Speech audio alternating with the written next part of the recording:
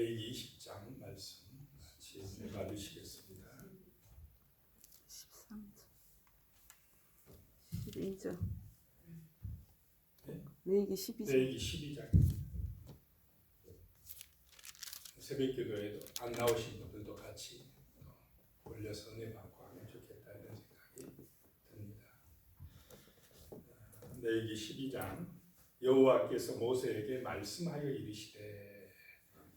오늘 말씀은 아이를 낳은 여인에 대한 규례에 대한 말씀입니다. 아이를 낳았다라고 하는 것이 얼마나 좋은 일이요, 귀한 축복입니까? 그런데 2절 말씀에 보면 이스라엘 자손에게 말하여 이르라. 여인이 임신하여 남자를 낳으면 그는 이래 동안 부정하리니 곧 월경할 때와 같이 부정할 것이며. 산의 아이를 낳았다라고 하면 부정하다는 것입니다. 갓난 아이, 이제 아주 새 생명으로 태어난 갓난 아이가 왜 부정하냐라고 하는 것입니다. 자, 인간은 태어날 때부터 뭐로 태어난다는 것입니까? 죄인으로 태어난다는 것입니다. 아담과 하와가 원죄, 하나님 앞에 불순종한 죄를 지었기 때문에 태어날 때부터 인간은 죄인으로 태어난다는 것입니다. 그래서 나는 죄가 없다, 나는 선하다라고 말할 수 있는 사람이 없다라고 하는 것입니다. 갓난 아이가 응애하고 태어날 때부터 부정하다, 죄인으로 태어났다는 것입니다. 원죄를 물려받고 태어난 것이 우리 인간이다라고 하는 것입니다. 그래서 부정하기 때문에 3절에 보면 8째 날에는 그 아이의 포피를 베릴 것이요 할례를 받게 해라. 8일째 되는 날에 할례를 받게 해라. 이 말은 거듭나게 한다는 것입니다. 중생하게 해라. 하나님의 자녀로 이제 거듭나게 하라라고 하는 것입니다. 오늘 신약 시대에는 이 할례가 세례로 바뀌었습니다. 세례 받음으로 이제 하나님의 자녀로 새 생명으로 거듭났다라고 하는 의미가 되는 것입니다. 자, 그래서 어렸을 때부터 이 아이는 이제 할례를 받고 누구의 자녀로 키워야 된다는 것입니까? 하나님의 자녀로 키우라는 것입니다. 하나님이 주신 생명으로, 하나님이 구원해 주시는 하나님의 자녀로 키우라라고 하는 것입니다. 말씀 안에서, 기도 안에서, 하나님을 믿는 믿음 안에서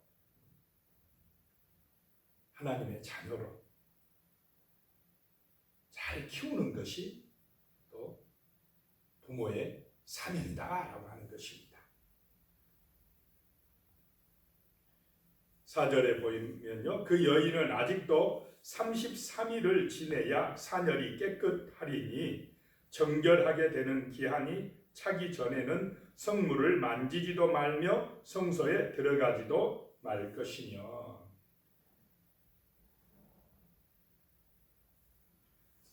자, 일주일 동안 기다리다 8째 날에 할례하고 그때부터 또 33일을 기다리니까 남자 아이를 낳으면 며칠 동안 정결하게 하는 의식을 행하는 것입니까? 40일 동안. 남자 아이를 낳으면 40일 동안 정결하게 하는 기간을 가져야 된다는 것입니다. 이것이 여인들에 대한 하나님의 보호하심도 있고, 그 기간 동안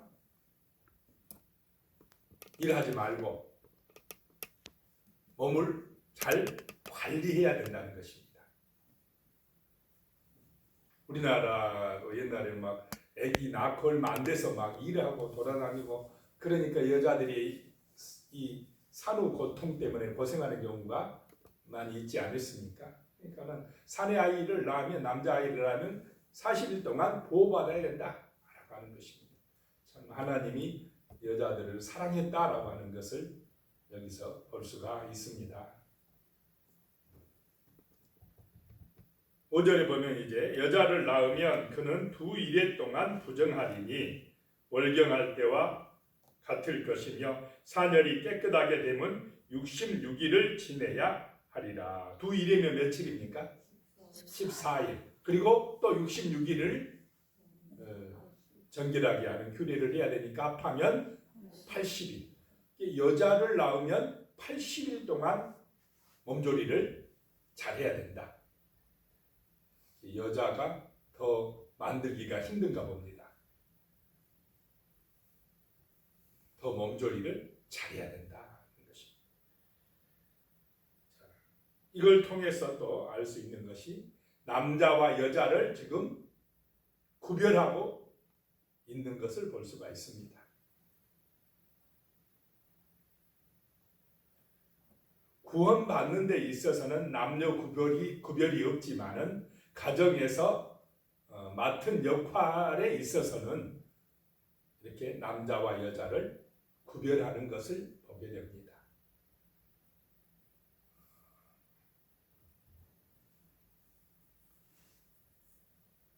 6절 말씀이요. 아들이나 딸이나 정결하게 되는 기한이 차면 그 여인은 번제를 위하여 1년 된 어린 양을 가져가고 속죄제를 위하여 집비둘기 새끼나 산비둘기를 회막문 제사장에게로 가져갈 것이요. 자, 정결하게 하는 그 기간이 차면은 제일 먼저 해야 될 것이 누구에게 나가는 것입니까? 하나님께로 나가야 된다라고 하는 것입니다.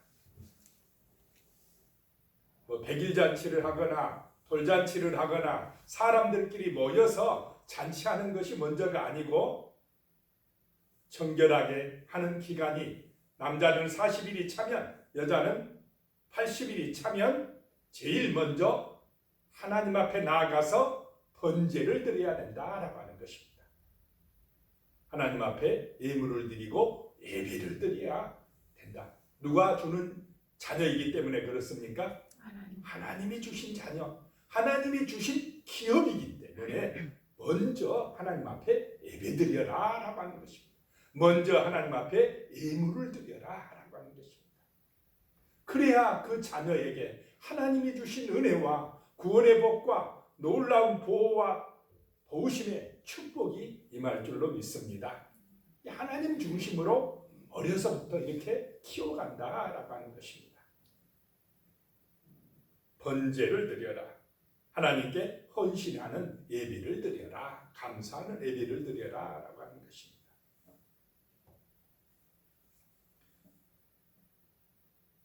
번제를 위하여는 1년 된 어린 양을 가져가라. 어린 양을 가져가라.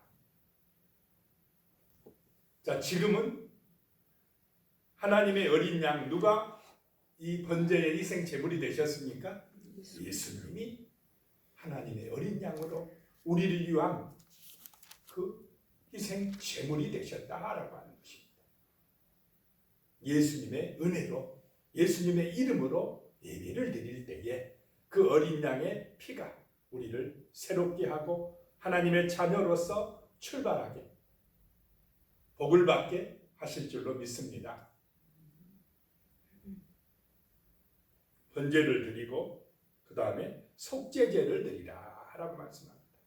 그 갓난 아이여도 어렸어도 벌써 원죄, 죄인으로 태어났기 때문에 속죄, 하나님 앞에 죄를 씻는 그런 속죄 제물을 드리라, 속죄제를 드리라 라고 말씀하고 있습니다. 이 속죄제를 위한 제물은 집비둘기 새끼나 산비둘기를 회막문 제사장에게로 가져가라. 속죄제의 예물은 비둘기라는 것입니다. 자, 비둘기는 부자든 가난하든 누구나 드릴 수 있는 그런 예물이었다, 제물이었다라고 하는 것입니다.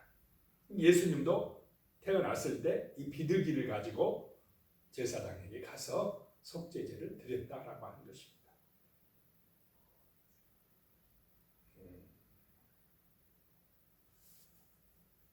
7절에요. 제사장은 그것을 여호와 앞에 드려서 그 여인을 위하여 속죄할지니 그리하면 사녀리 깨끗하리라. 이는 아들이나 딸을 생산한 여인에 대한 규례니라. 그 여인이 어린 양을 바치기에 힘이 미치지 못하면 산비둘기 2마리나 집비둘기 새끼 2마리를 가져다가 하나는 번제물로 하나는 속죄제물로 삼을 것이요 제사장은 그를 위하여 속죄할지니 그가 정결하리라. 어린 양을 바쳐야 되는데 바칠 여력이 안 돼요. 가난해가지고. 그러면 뭐로 대신하라는 것입니까? 비둘기로 대신하라. 하나는 번제물로 하나는 속죄제물로.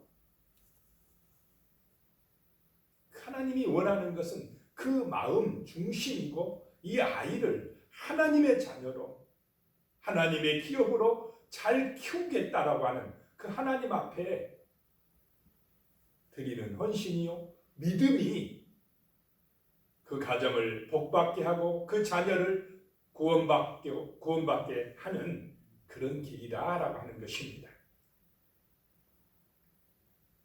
자, 오늘날에는 이제 비둘기도 필요 없이 예수님이 번제물이 되시고 예수님이 속죄의 제물이 되셔서 우리의 중심, 우리의 마음속에 진실한 믿음만 있으면 영원한 속죄가 이루어지고 구원의 축복이 임하고 하나님이 언제나 함께 하시는 임마누엘의 복이 우리 귀한 자녀들과 우리 가정에 영원토록 임할 줄로 믿습니다. 기도드리겠습니다. 하나님 아버지, 하나님의 놀라운 은혜 안에서 우리 아이들이 태어날 때부터 영원토록 하나님의 사랑받게 하시며 하나님의 보호받게 하시며 하나님이 주시는 놀라운 축복을 받아 누릴 수 있도록 도와주시옵소서.